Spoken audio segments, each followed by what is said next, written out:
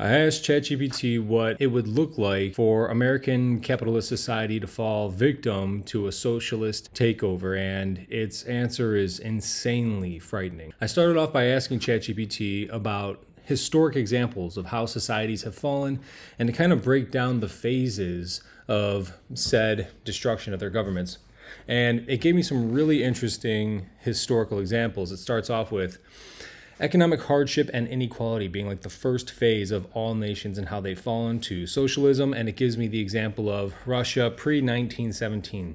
And it gives examples of how widespread poverty and dissatisfaction among the lower class led to social unrest, how the ruling elite was seen as corrupt and indifferent to plights of the common people, and how severe economic crises such as inflation, unemployment, and a lack of basic necessities all contributed to this economic hardship and inequality. Now, let me also go ahead and let you know that it breaks down each of these phases into three main categories: social, political, and economic. So as we're looking at these different phases, it's analyzing the social, political, and economic facets of each phase. So the next phase that it talks about is the rise of socialist ideologies. And in this example, it gives Germany in the Weimar Republic post-World War I, so between World War I and World War II, and how there was a growing support for socialist ideologies among intellectuals, workers, and the middle class, so across all the spectrums of a society, except for business owners.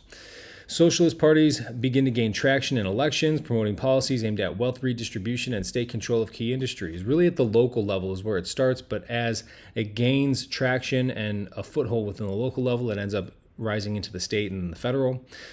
Calls for nationalization of industries and increased welfare programs to decrease economic inequalities, which is ironic because it actually increases economic inequalities by creating a dependency upon the government. And this is largely seen in America with unions. Now, don't get me wrong, I get why unions were formed, but you would be lying to yourself if you said that they were never used as some sort of political action arm or something controlled, let's say, by the mafia in order to persuade certain demographics of political organizations. So by trying to nationalize industries or have these unions, which are politically and economically and socially motivated, along with increased welfare programs, which increases the amount of codependency upon the government, we start to see the rise in socialist ideologies. The third phase is political polarization and unrest.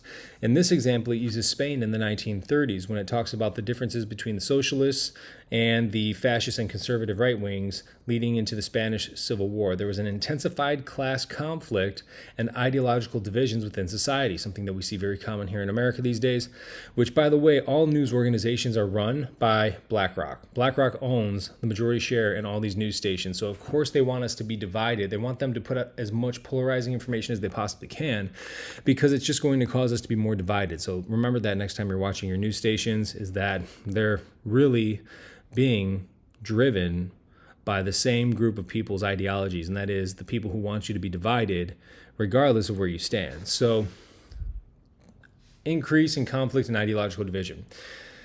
Next, they saw in Spain the increase of polarization between the factions, often leading to violent confrontations and political instability.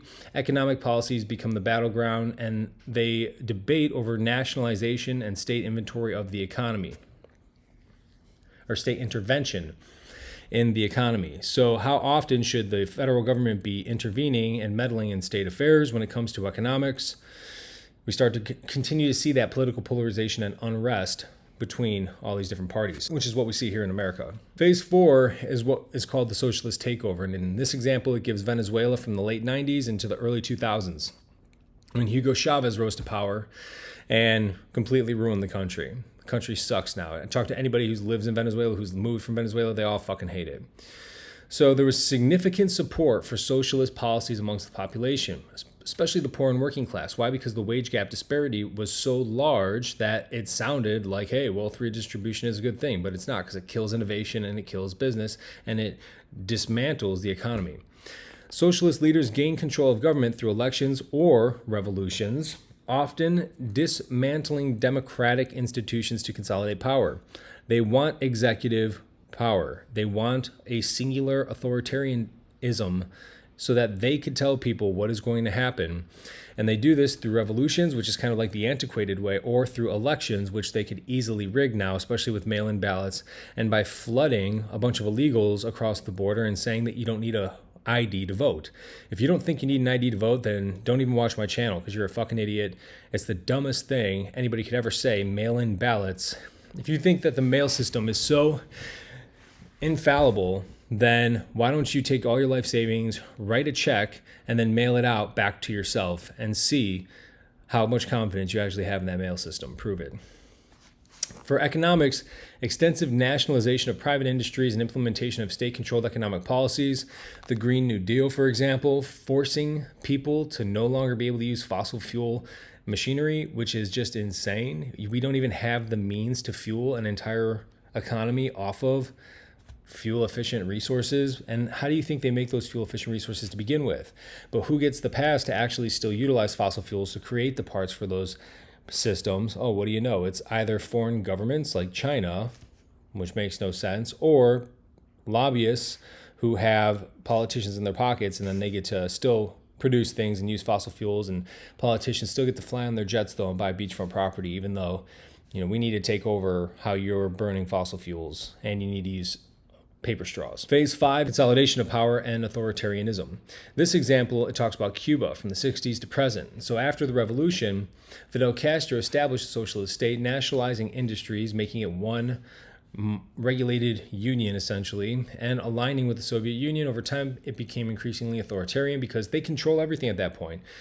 If you don't have a good social credit score, you say something bad about the government or something bad about trannies, then, well, your job is gone or your pay's deducted or your taxes are going to increase. Why? Because it's all under a singular authoritarian entity, this nationalization of an industry, which is a horrible, horrible idea. Because who is going to be the richest person and the most powerful person? The person at the top of that industry, of course. And then phase 6, it talks about economic decline and social strain. Now, what's interesting is I didn't prompt it to talk about economic decline whatsoever. I just said, describe to me the phases of a socialist takeover and the fall of a democratic government. And phase 6 was economic decline and social strain. So props to ChatGPT for keeping it real.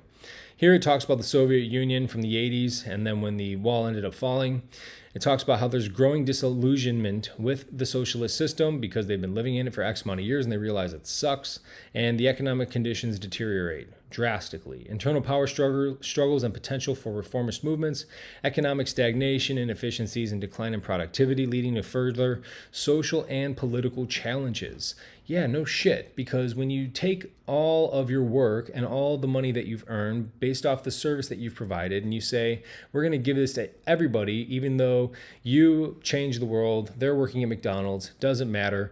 Nobody's going to want to innovate. Nobody's going to want to do work. Nobody's going to want to do anything because everybody just gets the same amount of stuff anyway. So, hey, let's just all sit on our ass and let machines do it. And that's the whole utopia idea, right? No, wrong. That creates a lot of purposelessness. It's going to increase a bunch of violence. It's going to increase poverty. It's going to further the wage gap because you think politicians are giving up their hundreds of millions of dollars in net worth. You're insane and you're dumb, plain and simple. So now you have way more poor people, way less innovation, way less control over your daily lifestyle, and you've empowered these corporate and these political fat cats that you so vehemently claim to be against. You've given them all the power in the world. So there is nothing left to do except to have an economic decline and a social strain. So what I then decided to do was I asked ChatGPT, I said, using this information, give me a hypothetical example of how the principles and fundamentals could be applied to a modern day America. Explain the decay of its capitalistic nature and conversion of itself into a communist or socialist governance.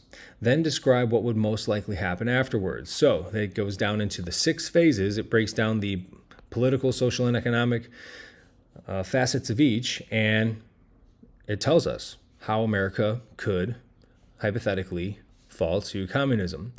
Phase 1, economic hardship and inequality. We see this with significant wealth gap between the rich and the poor, especially during COVID and in times of severe recession because of job automation and rising living costs and financial distress. Americans have way more debt than they actually do savings at this point. It's uncommon to be somebody who's not, if you sold all your assets and paid off all your debt, Are you going to have money left over? It's uncommon to be somebody who has money left over. And if not, when we get into what you could do to best prepare yourself for some sort of socialist takeover or major economic decline, we're going to talk about this a little bit. Because being in the lethal lifestyle isn't just about knowing how to physically defend yourself. It's about strategizing your life so that you can live a life of abundance and presence. But we're going to get more into that later here. So, public frustration is going to grow, increased protest movements demanding economic justice, whatever the hell that means, and greater wealth distribution. The middle class shrinks and falls more into poverty, which is exactly what we're seeing, especially with this crazy inflation under the Biden administration. High unemployment, which, by the way, when they say that they've created a bunch of jobs, the vast majority of these jobs are just because people are going back after COVID. They're taking the remote jobs and going back after COVID. And I'm not 100% positive, but I'm pretty sure that they even multi-count. Let me see this here really quick. U.S. jobs report. Do they count second job? Wow. An individual with 2 jobs is counted twice by the payroll survey. So that's because people are working 2, 3, 4 jobs that they're saying they've created more jobs. But that's not the reality of it. The reality of it is it's a single mom who's now working 2 jobs. They didn't just create a second job. It's this mom who can't afford the cost of living, so she has to work 2 jobs just to get by and barely survive. So unemployment is higher than it ever has been before. Or if you want to think about it, multi-job employment, which is almost even worse if you're doing it just to barely get by. You're not even making money, you're not saving anything. So we see that economically. Phase 2, rise of socialist ideologies. We're seeing this in local governance, especially in these democratic areas. People like New York, LA, Chicago, these idiots with their bullshit progressive movements, and they amplify these ideas. They express them violently against anybody who happens to oppose them. And you see people like Antifa going around beating people up. Black Lives Matter burning down entire cities. That is fucking nuts. And that is literally here a part of ChatGPT's theoretical process of the rise of socialist ideologies. Politically, socialist and progressive candidates start winning local and national elections, which they already have done, advocating for policies that aim to reduce economic inequality and increase state control over key sectors. Not state as in state, but state as in federal government control.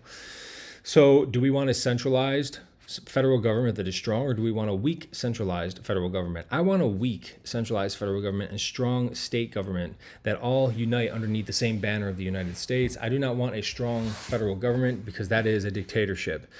The government then begins implementing policies aimed at redistributing wealth, high taxes, progressive taxation, well, what do you know? And then increased minimum wages. Wow, what do you know? Increased minimum wages. Didn't we just see this go all across the nation at $15 or $20 an hour? Expanded social welfare programs, of course, because why wouldn't the government want you to rely on them so that you could easily be beaten into submission anytime that you happen to disagree from something that they say? Phase 3, political polarization and unrest. Sounds pretty interesting. Landscape becomes completely divided and clashes between socialist-leaning groups and conservative factions. Civil unrest grows as each side accuses the other of undermining the nation's values, which is ironic because if you're a socialist, that's not the nation's values. There is no socialist national value underneath the U.S. Constitution. It is a free market enterprise. It is a capitalist society. And yes, capitalism does have problems, but it is the single greatest economic policy and structure and form that has ever been created in the history of humanity. There's always going to be problems, but shut the fuck up and get to fucking work. Plain and simple. Do what you can do for you and for other people so that you can make life and society better. Innovate, invent, and create so that things can improve. Don't just sit there and bitch and whine about it like all you fucking pussies who always want this socialist wealth redistribution bullshit. It does not work. It goes against universal laws. You can't get something for nothing ever. There's always going to be grave consequences to that. Protests, counter-protests become violent. Media is heavily polarized, of course, because that's what they want, often pushing opposing narratives. Legislative gridlock intensifies. Government struggles to pass significant reform. Some states begin to implement their own policies, further dividing the nation along ideological lines because some states are forced to. Some states are forced, like with the COVID lockdowns, with firearms, constitutional rights. States are forced to have to do what's best for their citizens because the federal government is sitting in this bullshit gridlock trying to enforce more power on the people. You can never disempower people. You can never legislate people into a peaceful lifestyle. You can only empower them into a peaceful lifestyle by giving them the freedoms to choose. Businesses face uncertainty, which definitely happens, especially with these higher tax rates, because then people have to go into a distressed sale after they're supposed to be entering their retirement years. And what was going to be a beautiful, amazing retirement, they're now having to go sell for pennies on the dollar to a major conglomerate who comes in and buys them out. And now they're barely getting by for retirement due to the taxation that they're going to have to pay following the sale of their company or the sale of their company. Others collapse under new regulations, of course, because whether that's somebody like myself dealing with all the firearms and legislation, or Google censorship, or Instagram, Facebook censorship, whether it's some sort of company like a truck driving company, logistics, that has to now abide by these stupid fossil fuel laws, economic volatility continues and exacerbates public discontent. Because the people who are working are the ones who are suffering, and the people who are not working are the ones who are gaining benefit. And of course, they're going to want to continue to gain benefit at the hard work of other people. So we're going to get an increased polarization against each of these groups. Next is socialist takeover. So major election sees decisive victory for a coalition of socialist and progressive candidates, which can easily be done by mail-in ballots, rigging elections, and flooding in immigrants and not requiring voter ID. Initial public support for the new government is high, particularly among those who felt left behind from the previous system, in other words, people who aren't working. Nationalization of healthcare, education, and key industries is prioritized, of course, because why would we prioritize anything else besides giving away things for free? The government moves to consolidate power, passing laws that limit the influence of opposition parties and centralize authority. Efforts to reform or abolish existing democratic institutions such as the Electoral College are undertaken. That's crazy that ChatGPT just said that. Efforts to reform or abolish the existing democratic institutions such as the Electoral College, which is designed to represent the demographics across a nation, are undertaken. And we already see that in states like California, where, winner take all. So if you win the state of California, well, where are the massive population centers in heavily Democratic controlled areas, because they're all inner city areas where people have to be reliant upon the welfare system, or even homeless people just go there and get to steal whatever they want up to $900 now without even being arrested to begin with. So you get all the electoral votes. That is a completely rigged system. That makes no sense whatsoever. So like Illinois is another great example. The majority of the people in Illinois, in terms of demographic, when you look at all the counties, are voting for Republican candidates.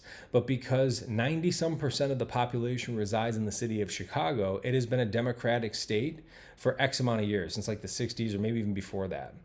So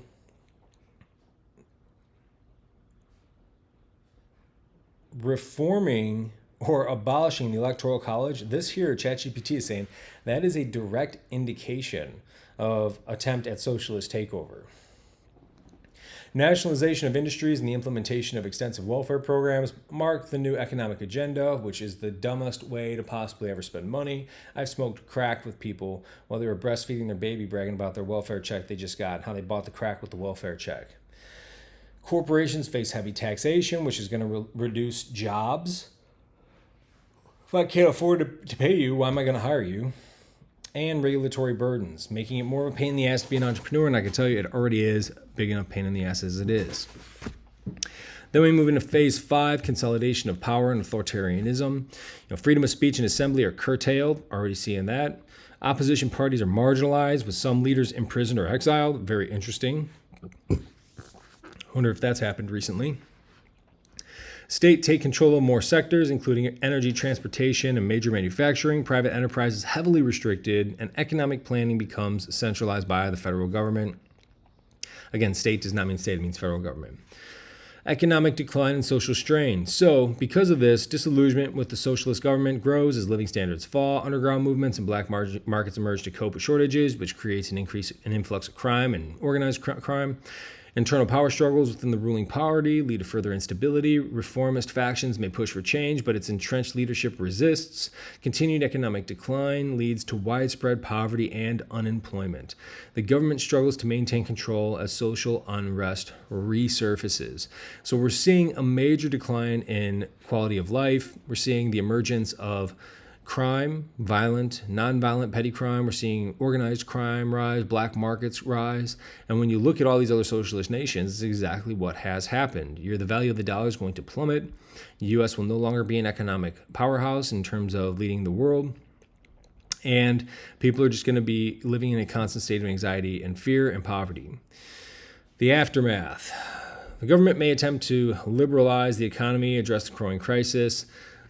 Periods of political instability and economic instability, foreign intervention or international sanctions as the global community reacts to changes in governance and human rights abuses, increased immigration as citizens seek better opportunities abroad. This is one of the things that you have to keep in mind is where would you go? What would be a good country to go to? Think of it this way. For the last 100 years, people have been trying to come to America because America has been seen as the land of opportunity. Indians, Chinese, or Asian, people from all over the world. Doesn't matter. Wherever they're from, they come here. Like when you see all the 7-Elevens owned by Indians, well, they came here with nothing in their pockets, and now they're millionaires, multimillionaires. Americans are going to have to become that new demographic. We're going to be immigrating out of America into other countries where there's opportunity, and it's going to suck. We're not going to speak the language. We're not going to have any money in our pockets. We're going to have our family. We're going to be scared, and we're going to have to literally work our way up. And you're either going to make it or break it.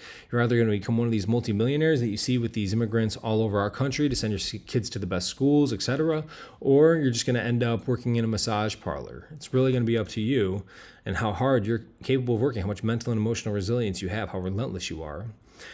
Long term, there'll be a possible collapse of the socialist regime, but nobody knows how long that'll actually take, and it'll be a tumultuous transition back to a mixed or capitalist economic system. So it's going to go back eventually no matter what anyways, because socialism never works. Long-lasting social and economic scars will include weakened institutions and fractured political landscape, new political movements aiming to balance socialist and capitalist principles, potentially leading to a more balanced approach in the future, but most likely not.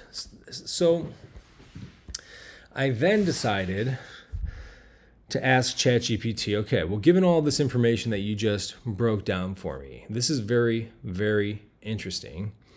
How can this possibly affect us like now, today? If you take the current set of circumstances, particularly a couple of days ago in the conviction of Donald Trump, former president, leading Republican candidate, I asked it, the conviction of Donald Trump in a felony case, how would this lightly impact the United States relative to these phases?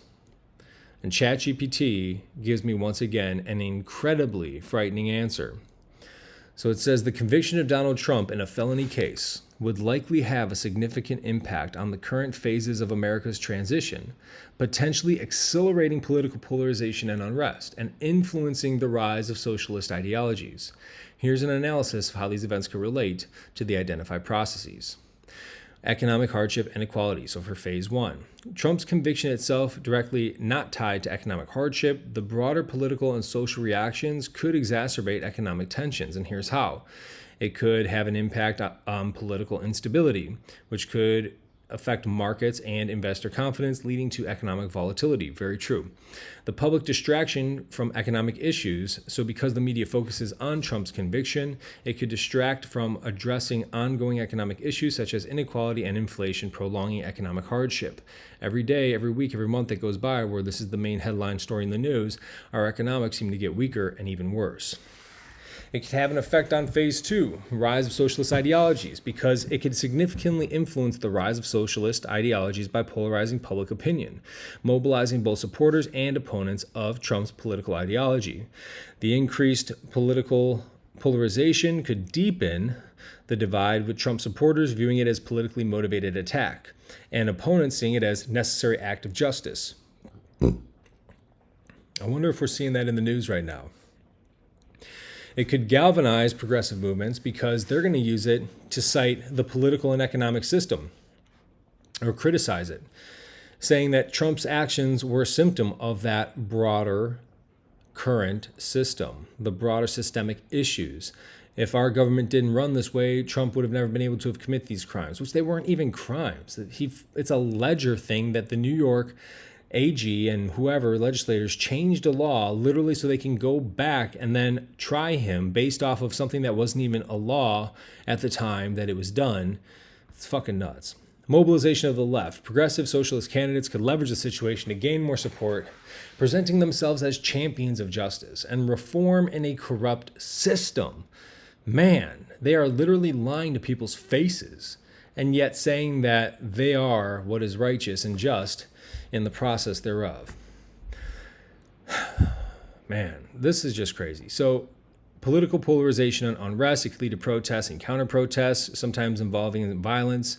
It could create legislative gridlock, which we just saw 8 senators sign some sort of letter saying that they're not going to allow anything to get passed by the Democratic Party whatsoever. And then it could also create state-level divergence where states are going to react differently. Some states take more socialist stance. Other states double down on conservative policies, which increases regional polarization. And I think what we would even see more of with this is on the local level. So inner city versus rural, urban versus rural. Potential long-term effects, erosion of trust in the institutions. Already it has. The political and judicial institutions have definitely been tainted, and I don't even see them as legit anymore. Strengthening authoritarian tendencies. So yeah, this is setting the precedent for people can now be charged with crimes that aren't even real crimes for the specific purpose of interfering with their political campaign. Accelerated political reforms. So this fallout might accelerate demand for political reforms, including change to the electoral system, campaign finance, and judicial appointments, which is very interesting that ChatGPT went this way because electoral system we already talked about, campaign finance. Trump basically self-funded his first campaign. He lost net value while he was in office, while Biden raised $80 billion, spent it on his first campaign. He's gained a massive amount of wealth ever since he took office. And the judge who was over this Trump case literally is a major contributor and raises funds for the Biden administration directly. That is very interesting. And judicial appointments. I wonder how this guy got appointed. So in conclusion, Trump's conviction in a felony case would likely act as a catalyst, intensifying political polarization and unrest, potentially accelerating the rise of socialist ideologies, and it would highlight deep divisions within American society that could lead to significant political and social upheaval, further complicating the path to addressing economic inequality and other systemic issues. This would push the U.S. closer to the later stages of political and social transformation described in the hypothetical timeline. So by convicting Trump, we're accelerating that timeline towards a socialist takeover because now they're playing their cards, they're showing their face, the mask is off, and they have got to commit to their actions. Otherwise, the Grand Master Plan is not going to fall through. And this is what I'm hoping actually happens. I'm hoping that just like when the Japanese bombed Pearl Harbor and the U.S. entered World War II before Hitler wanted them to, I'm really, truly hoping that this serves as our Pearl Harbor, where they acted too aggressively, too soon, and now it has drawn the attention of the world stage, and it's not going to suffice when it comes to this election this year. So, with all this information, how could we best prepare ourselves, the ordinary, everyday American? And I broke it down to somebody who makes anywhere from $30,000 to $400,000 a year. What could they do to protect themselves in case of economic upheaval? And now this is what ChatGPT said, and I think this is really important for you all to pay attention to because this is what you need to start doing now if you want to be prepared. And we're going to go over the timeline here shortly. The first thing is financial strategies. So, diversify investments. First of all, get investments if you don't have them. Second of all, diversify them across stocks, bonds, real estate, precious metals, alternative investments like Bitcoin in order to mitigate risk. Geographical diversification. Consider investing in a foreign market to reduce exposure to domestic and economic instability. Build an emergency fund. Have 6 to 12 months, I recommend 12, worth of living expenses in a liquid, easily accessible account to cover unexpected costs or income disruptions. Use FDIC insured savings accounts or money markets for emergency funds. Sure, I don't know how much that's really going to matter in the end, but I would recommend that you just pull the money out. It sucks because with the massive cost of inflation, you're just losing value on those dollars. Or you can keep them in crypto, but no matter what, you're going to have to turn it over probably to cash eventually at some point, especially if electronics go out. So try to diversify your income, your finances as much as you possibly can and have them readily available, because no matter what people say, money will be worth something unless there's a complete world collapse. Reduce debt. Get rid of it. I just got out of $240,000 worth of debt. I just paid it all off this year. And I did so because I knew that it was going to crush me if we entered some sort of economic instability. And I highly recommend you do the same. Get rid of all your debt. Maintain credit lines like credit cards or lines of credit, but don't use it unless it's absolutely necessary. Don't use it. Don't use it. Don't get caught in that rat race, which you probably already are because most people do. Increase financial literacy, educate yourself about finance, investment strategies, foreign markets, and then seek professional advice. Pay somebody and talk to them about your circumstances and what you could do to best prepare for some sort of socialist takeover within the American economy and the devaluation of the US dollar. Now, personal and family safety. So we have financial. Now let's talk about personal and family safety. And this is all coming straight from ChatGPT. Develop a safety plan, home security, invest in home security systems, and establish safety protocols for family members. Join the Lethality University. Join the Lethality University. Join the Lethality University. I cannot say that enough. I'm literally giving you everything I do to keep my family and loved ones safe. This entire plan here, I'm giving it to you 100%. All you have to do is take the first step and invest in your family's long-term safety and security. On top of that, you get informed on current political events, like things like this podcast here, broken down into even more detail on a one-on-one basis or a one-to-group basis. Have reliable resources to avoid misinformation, develop mental and emotional resiliency, all things that we do in Lethal You. And this is coming straight from ChatGPT, ladies and gents. I did not prompt it beyond what I just read out to you a minute ago. Self-defense and safety training. Know how to defend yourself. Know how to use a gun. So it says here specifically, consider enrolling in self-defense courses, active shooter training to enhance personal and family safety. Safety drills, conduct them regularly so everyone knows what to do in an emergency. All things that we talk about in Lethal You, especially in the home defense series. Economic adaptability. So educate yourself on staying competitive in the job market. Focus on industries that are going to be disrupted by things like AI or some sort of initiative for global warming and all that bullshit. Be willing to adapt and learn new skills and learn them quickly, ladies and gents. Have multiple income streams. Yes, after you've already established one income stream. Most people don't even have an income stream. They try to do many different things. It's like spreading water across different cups. None of your cups will be full.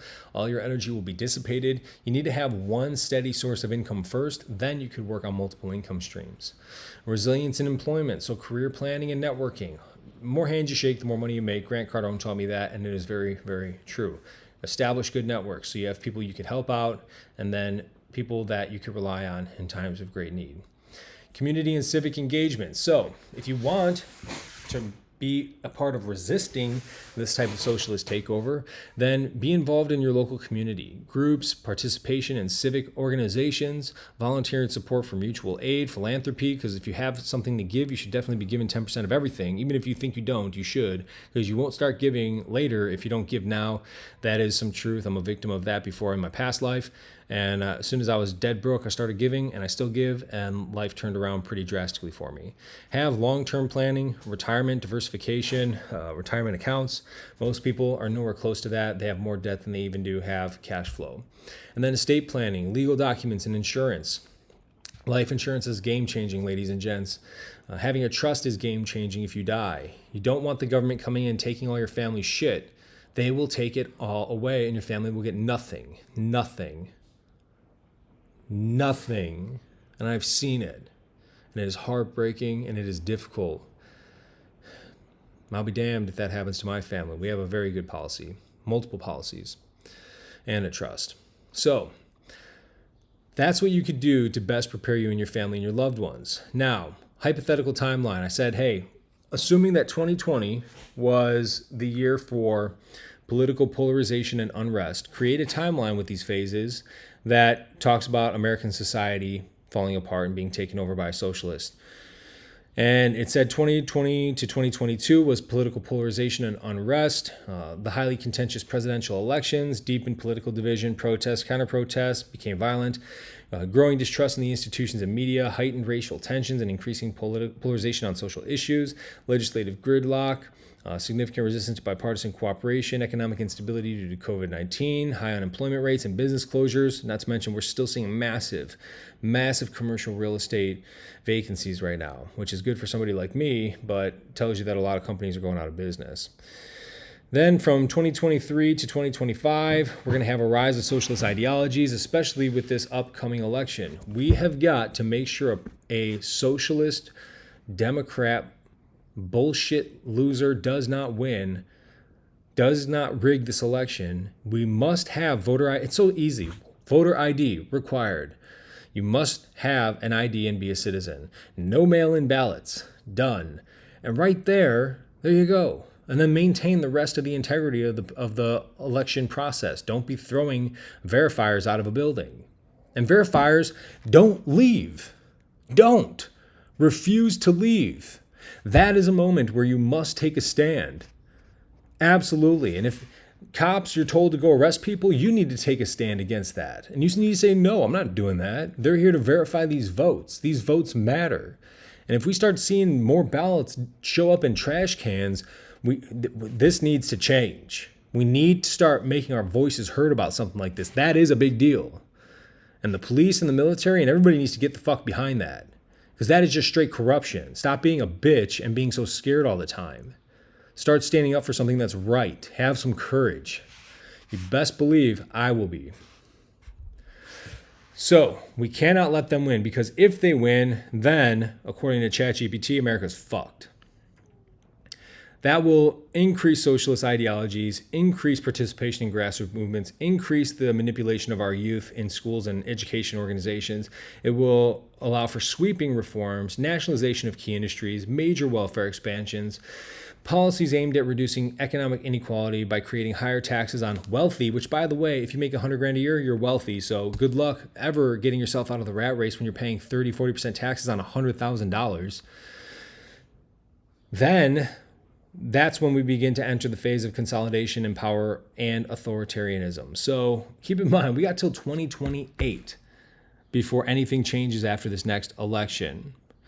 And right here in the final 2 years is when they're going to consolidate power and gain true authoritarianism. Economic instability and resistance from conservative states leads to further centralized power by the federal government, suppression of dissident and increased control over media and public discourse, heightened surveillance and restrictions on civil liberties, especially with the production of AI. Ruling party secures supermajority in Congress, enabling them to pass any sort of constitutional amendments like Second Amendment rights being taken away from you, ability to speak freely being taken away from you, further nationalization of industries, increased state control over the economy.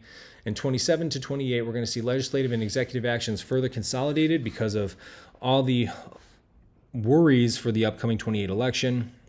It'll limit the influence of opposition parties. They've already convicted one of a felony. Who's to say they won't be throwing him in prison by this time?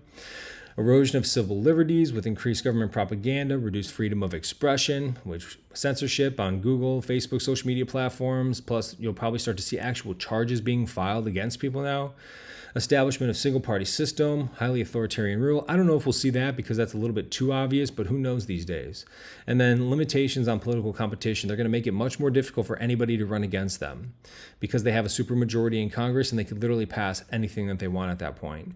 Economic planning and a centralized concept becomes the norm, and state ownership, or federal government, it should say, ownership owns most industries and resources.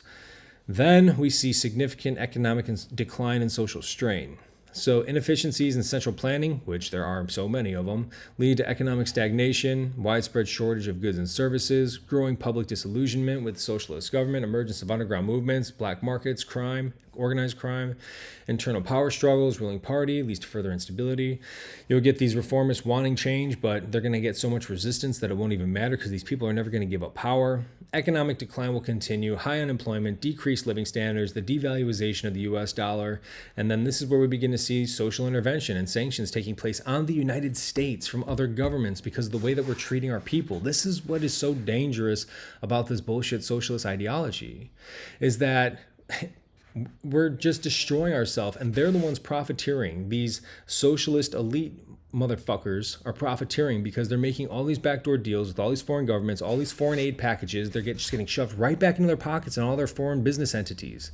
And if you don't know that, then you are just ignorant, uneducated, or stupid and blind. It's so obvious to somebody like me who's operated in the special operations community. All the other SOCOM dudes see it. Everybody who's ever operated in any level of government sees it. It is taking place right now in front of you all. So you can expect a lot of poverty, a lot of crime. Basically, imagine Ukraine before the war, and we might even get invaded. And the thing is people mistake the United States for being invaded as if the whole country has to be taken over. That's not the case. If you take over the coastlines, America's done. We're done, plain and simple. And I recommend that you know how to survive in the mountains, because the people who go to the mountains are always the people who survive. Ask the Kurds. Now, 2032 and beyond, so the aftermath of all this. Man, this is 10 years from now, 8 years from now. If we do not have Donald Trump get elected in 2024, this is what ChatGPT is saying is going to happen. And honestly, I agree with like 90% of this thing. That is freaky. If Trump does not get elected, this is the road that we are going to be led down all the way to 2028. And then from 2028, the wheels are in motion at that point. We might not be able, because of the supermajority that they'll probably win in Congress, then we're done. Like, that is it. We're done. This presidential election and the upcoming midterm elections, if they get a supermajority, the American way of life is toast. And the best thing that you could do is get yourself rich as fuck, make as much money as you possibly can so you can get the hell out of here, and know how to defend your family and yourselves. Probably even vice versa. Because you can make all that money, but if somebody just comes and takes it from you, it's not going to do you any good. And you probably don't even have the confidence to make that money anyways to begin with if you're not already, which is why you need to change who you are, personally develop yourself so that you could improve upon yourself and then make that type of money. And the best way, easiest, fast way to do it is by knowing how to defend yourself and your loved ones. Join Lethal You, guys. I'm telling you, it's coming. So, just to summarize the aftermath, everything falls apart. Riots, poverty, death, medical issues. America sucks. And there probably is no real coming back from this to the fullest of extent. Long term, yeah, we come back into a capitalist society at some point, but not without a lot of violence and frustration and difficulty. And even when we do repair ourselves, it won't be as strong as we currently are. There will be a new global leader at that point, which, if it's China, and it looks like it might be, who knows? Who knows what the world will look like? Because they are authoritarianism. They are a communist government, and they support these types of institutions. I'm thinking maybe India, something out of the Middle East. And then the world will continue to revolve in this cycle over and over again. But here we're talking 2035, 2034. So that's just 10 years from now. The next 10 years can bring absolute economic destruction of the United States if we do not get Trump elected into this next office. It's so plain and simple. And this is ChatGPT saying this again, by the way. I am also agreeing with it. I think that this makes a lot of sense. The way that it's using these references and these resources, the way that it utilized all those past examples that we started today's video off with, it's concerning. And you need to get out and you need to vote and you need to be there at the polls. They're probably going to have some terrorist attack go through to try to promote mail-in balloting. You can't fall victim to that. They're going to try to have some sort of social political unrest. You can't fall victim to that. You have to have courage. You need to know how to defend yourself with a gun. You need to know how to defend yourself with your hands, with pepper spray. You need to know how to keep yourself and your loved ones safe, because if that time comes this year, ladies and gents, and you don't stand up for what is right, this is the road that we're heading down. And if they get that supermajority, which I guarantee you they will, if they win this presidential election, they will get the supermajority vote. You had better have a plan for leaving America, because you're fucked. You are fucked. What could we do? Know how to protect ourselves and our loved ones. Join Lethal You. That's what it's all about. Develop mental and emotional resiliency. Develop personal development. Join Lethal You. That's what it is all about. Stand up for what is right. Join Lethal You. That's what it's all about. This is everything that I've been creating this university for. I knew this year was going to be messed up. It's just starting. It really is just starting. It's halfway over, but it's just starting. And I just want everybody to be as strong, as resilient, and as capable and intelligent of thinking for themselves as possible and of defending themselves as possible. JoeMaloneTraining.com is where you can find information on it. I highly recommend that you do. Reach out if you have questions on any of this. I love you all. But man, you better not get caught with your pants down on this, ladies and gents, because I tell you what, you won't make it. You won't make it. You will not survive.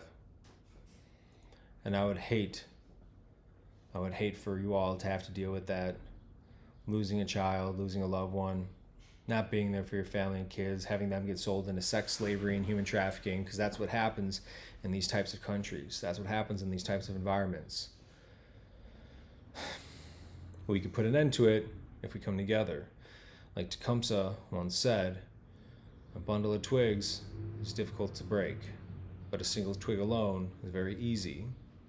They know this, and they're keeping us divided. Tune in, join Lethal You, build your mental and emotional resiliency, think for yourself, know how to defend yourself, and help others around you. It's all about being prepared, guys, not paranoid, but you'd better be ready. I truly mean that from the bottom of my heart. I'm here for you. Till next time.